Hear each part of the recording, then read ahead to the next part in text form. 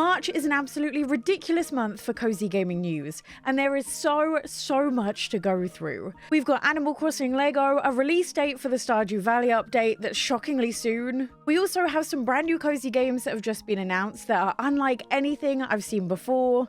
And of course, we'll be going through all the biggest and best cozy game releases for March. So as always, make sure you're subscribed to keep up to date with all things new and cozy on the Nintendo Switch. And let's get into this. First up, let's go through the Animal Crossing Lego, because quite frankly, it just looks adorable. I love the fact that there's a lot of different designs. Some of them are more expensive, some of them are a bit more affordable and smaller. I will try and pick up as many of this as I can because I really want to put it on display. I think this is releasing technically this weekend, although a lot of people have been able to pick it up from their local stores already.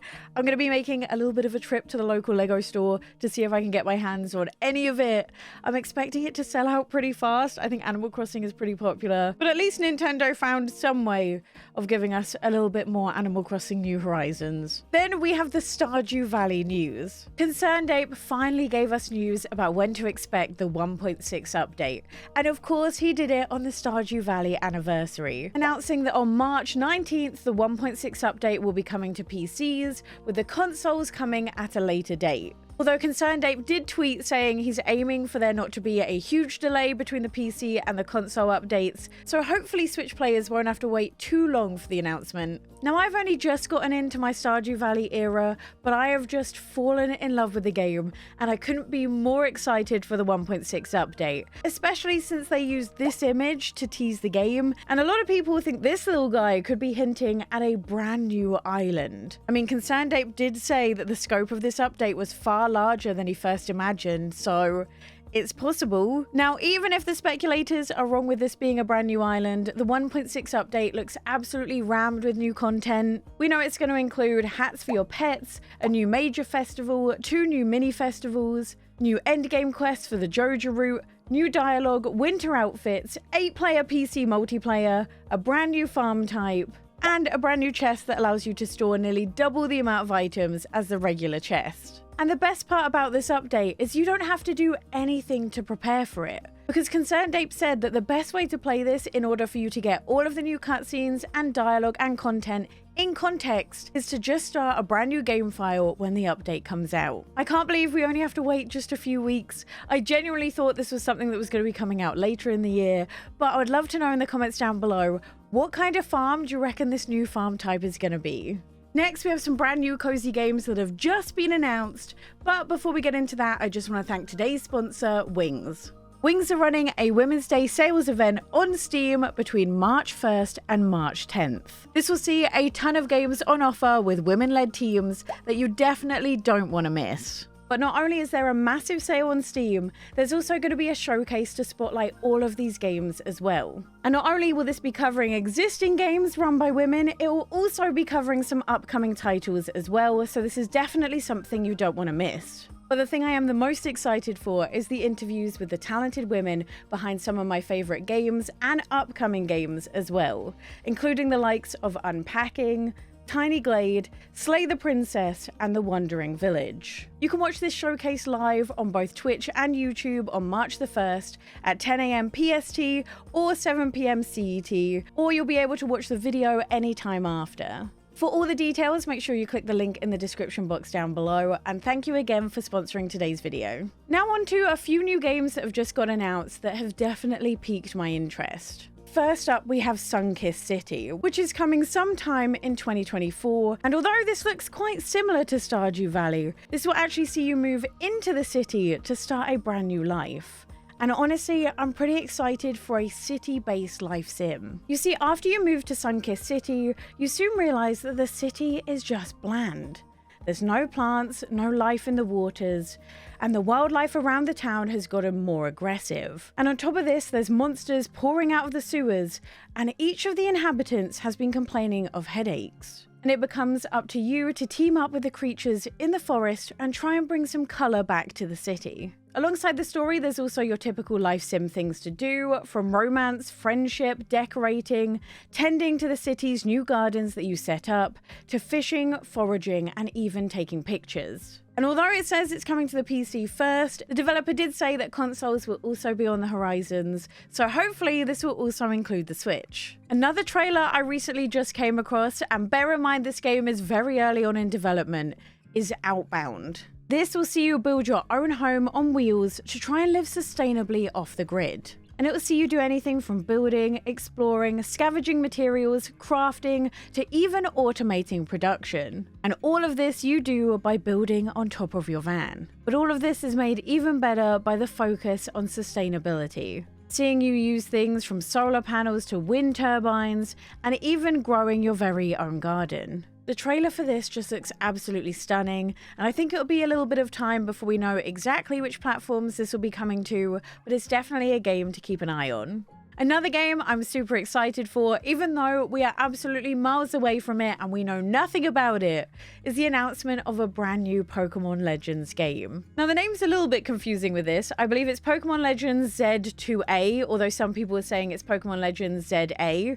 Either way, we're getting a brand new Pokemon Legends game, but it won't be coming until 2025. So there's a chance that this will be releasing on the Nintendo Switch, but maybe also the Nintendo Switch 2. I guess we'll have to wait and see. Honestly, I think the best thing about this announcement is the fact that they're clearly not rushing Pokemon games anymore. We've had no announcement of when to expect Gen 10, and the fact that there is no new Pokemon games releasing in 2024 might mean that these games are better and bigger than ever. And then on to another game that is releasing much later than I expected. We finally got a release date for Fantasy Life: The Girl Who Steals Time. And I feel like they're staying very true to their title, because the release date for Fantasy Life is not until the 10th of October this year, which I think means this game has practically been delayed by almost an entire year, which honestly I don't mind if the end product is absolutely fantastic. And thankfully this trailer had a little snippet extra from other trailers we've seen before. This has been a game I've had my eye on for a while, as it seems to have a great mix of story elements, but also life sim elements as well. And this will see you travel 1,000 years in the past to gather materials to try and restore the town of the present day. Now this does a lot to set it apart from the other life and farming sims, other than just having an RPG-like story. And the biggest difference is this use of what they call jobs, which is effectively just picking up a class. The game has 14 different jobs to choose from, and as you go you'll be able to level them up and learn different skills. And this can be anything from fighting classes to your typical farming and life sim jobs like mining and fishing, to creative ones as well that include cooking, alchemy, and more. And they also announced that this is going to have multiplayer, with you and up to 3 friends being able to run around together, which I think is really great with a game with combat in it, because if you're not very good at the combat, you could just bring your friends in and get some extra help. Either way, this is a game I'm super excited for and I can't wait. A few other new games that just got announced are Endless Ocean, which I believe is a sequel of the one originally made on the Wii, which is basically just an underwater exploration game that sees you and up to 30 players all dive together and explore. The best thing about this is this seems to be a completely tranquil experience, with no oxygen levels or the fear of being attacked. It's just you swimming around and exploring the 500 different species you can encounter. We also got news that Disney Epic Mickey Rebrushed will be coming to the Switch. This is a remake of the original game that a lot of people seem to be excited for. We also got news that Arranger, a role-puzzling adventure, will be coming to the Nintendo Switch as well sometime in 2024, which looks to be such a unique take on the puzzle game genre, as you need to move your character across an interconnected grid that spans the entire world. But the best part is this is a puzzle game with a fully driven story as well, about a small-town misfit on a journey of self-discovery, making this an RPG without any XP or inventory to manage. And the thing I really love when I looked this up on the Steam page is they said that there's an assist mode, so if you're stuck there's plenty of ways the game can help you out. I love puzzle games with a little bit of a difference, and this looks to be absolutely fantastic. I can't wait for this to come out. Another game that just got announced is World of Goo 2 that'll also be coming to the Switch. This is honestly such a blast from the past, another really fun little puzzle game that I'm excited to see. Before we go into the upcoming March cozy games though,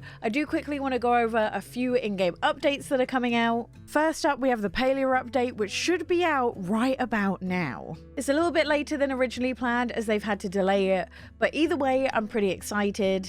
As from their tweet, not only does it look to have a bunch of bug fixes, which will hopefully include performance issues on the Switch, it also looks to have a bunch of new items, including kitchen clutter, nautical themed items, steampunk items, and Bahari Bay ones as well, along with brand new wallpapers. Paleo will also be coming to Steam on March 25th, so for those of you who want to play Paleo in bed but don't like the way it looks on the Switch, then hopefully it's going to run much better on the Steam Deck. We've also got a brand new DLC for the watermelon game or the Suka game, which I'm both really happy for as I love this game, but also terrified for because I lost a big portion of my life to the watermelon game when it first came out, and I'm scared that this is going to get me back into it. As right now, you can buy a brand new DLC that adds a versus mode that allows you to go up against other people, giving it a little bit more of a competitive edge than just the leaderboard. And because I am a ridiculously competitive person, despite the fact that I'm unbelievably mediocre at most things in life, I am very excited to give this a go. Disney Dreamlight Valley just got updated as well with a brand new free update. This includes the Monsters Inc. realm, which you can go visit. It also includes a pretty big update to Scrooge's shop and a brand new star path as well. Next, we have the upcoming games for March, and whilst there isn't a huge amount of them, I am really excited for a lot of these. First up, we have Garden Life, which is coming out on March 14th. This is basically a gardening sim that's all about growing the garden of your dreams, based on real techniques that gardeners use in the real life as well, which is pretty good for someone like me who so far has a track record of basically killing every plant I own, so I'm excited to learn something from this. This will see you do absolutely everything you need to take care of plants. Like, for example, planting the seeds, making sure there's enough space between them for them to grow. You'll water them each day, clip them, fertilize them, weed them, and protect them from pests. All the while, the time will pass and you get to see your garden change with each season. Now, you can either play this in the story mode that sees you take charge of an abandoned community garden and try and restore it, or with voice acting and a beautiful town that you can go and explore as well.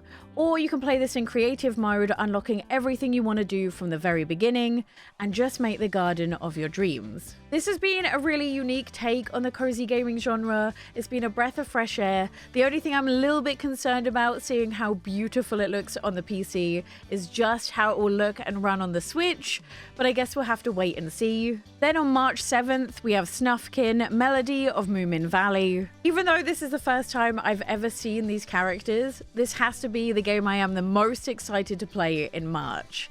It not only looks stunning, but it also has just the most immaculate vibes. This is a musical adventure where Snufkin needs to restore the harmony of Moomin Valley. And as you explore, you'll need to solve puzzles in order to progress, which, when I played the demo of this at Steam Next Fest, were all so much fun to do. And as you explore, you'll find these things called park hideouts, each of which you need to destroy in order to bring back balance to the land. And the best thing about this is there's a strong theme of music underpinning the whole game. Like, for example, you'll be able to play different tunes, each of which have an effect on all the friends you meet along the way. The one thing this game has an abundance of is just pure charm, and that's definitely the vibe I got from the demo. I'm really excited to see how the whole game is, how this plays on the Switch, and honestly, I cannot wait. Then we have another game I am super excited for coming out later in the month, and that's Princess Peach Showtime. It took nearly 18 years for Princess Peach to get another brand new game, but I am so excited this is the way Nintendo decided to bring her back. Because Princess Peach Showtime is all based in a theater and basically takes place over an entire play. So the entire gameplay is done with different backdrops, costume changes, and different themes for all of the areas you explore as you take on the Wicked Grape and the Sour Bunch. The aesthetic of this game is flawless, with everything being cardboard props and cutouts. And each costume change you do in the game will give you a brand new ability. I feel like this kind of gives me like Kirby and the Forgotten Land vibes, that it will just be packed with a ton of character, and I cannot wait to check it out. That's it for the Cozy Gaming news this week, but if you want to check out my entire Nintendo Switch collection in 2024, click this video here.